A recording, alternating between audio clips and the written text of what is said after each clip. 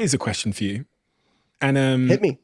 I think I know the answer, but it turns out a lot of people don't know the answer, because I was doing some research ahead of time about the types of things people struggle with, are interested in. And I actually did some research into what people are Googling the most. And it's interesting that people are Googling the most when it comes to weight loss. Can you guess what it is? Ketogenic diet? Well, even more than that is how to lose belly fat. Oh, interesting. And it's not so that people are really, really obsessed with losing this fat right here.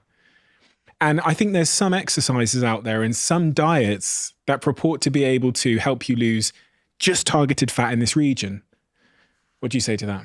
The answer is you may be able to spot reduce, but I think practically it's kind of irrelevant, and I'll explain why. So first of all, the question is that visceral or liver fat, or is that just where you tend to store subcutaneous fat?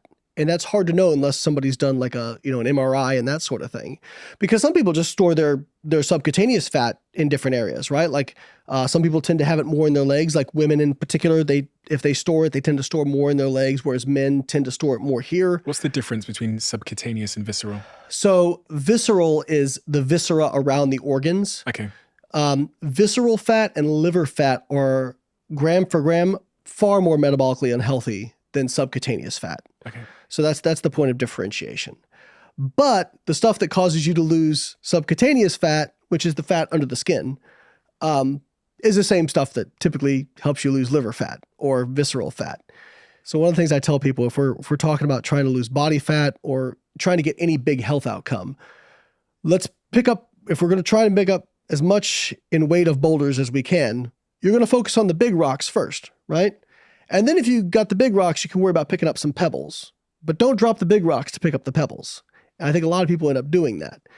So before you go into some very specific protocol on trying to lose, belly fat, go back, zoom out.